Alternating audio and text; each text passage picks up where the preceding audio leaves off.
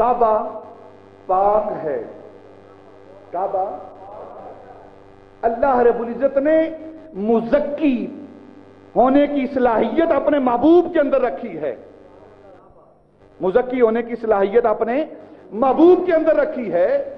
باقی ساری اشیاء جو پاکیزگی حاصل کرنا چاہتی ہیں وہ مصطفیٰ کے قدموں کے ساتھ لگتی جائیں، وہ پاک ہوتی جائیں گی.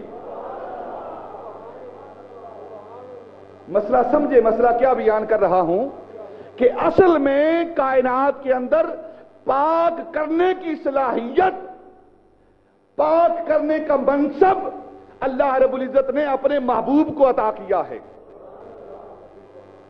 اپنے محبوب کو عطا کیا ہے. پاک کرنے کی صلاحیت اور پاک کرنے کا منصب یہ محبوب کو عطا ہوا ہے. اب جو شے محبوب کے ساتھ لگتی جائے گی پاک ہوتی جائے گی. کعبہ ہے، کعبہ پاک ہے. پاک ہے نا؟ ہاں پاک ہے کعبہ. کعبہ پاک ہے لیکن مزکی نہیں، پاک کرنے کی صلاحیت نہیں رکھتا. اگر پاک کرنے کی صلاحیت رکھتا تو 360 بت جو کہ نجس ہیں وہ اس کے اندر تھے، کعبے کے اندر تھے 360 بت. اور بت، قرآن خود بتوں کو نجس کہتا ہے. یہ اوثان، یہ بت، یہ نجس ہیں، ناپاک ہیں. اگر وہ پاک کرنے کی صلاحیت رکھتا ہوتا کعبہ تو ان بتوں کو پاک کرتا.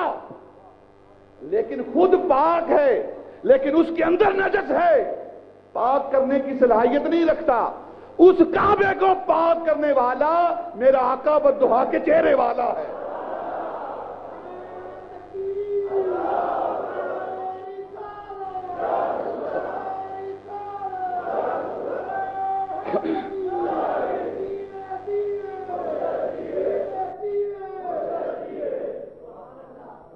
360 بت ہیں کعبے کے اندر.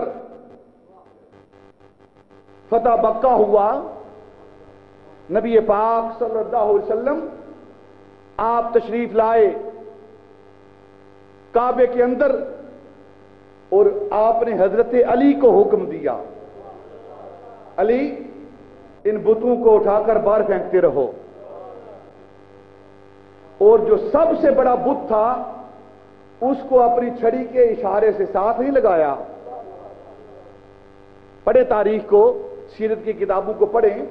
جو چھوٹے بت تھے علی کو حکم دیا باہر پھینکو، اور جو بڑا بت تھا سب سے بڑا بت اس کو اپنی چھڑی کے اشارے سے حکم دیا نیچے گر جا.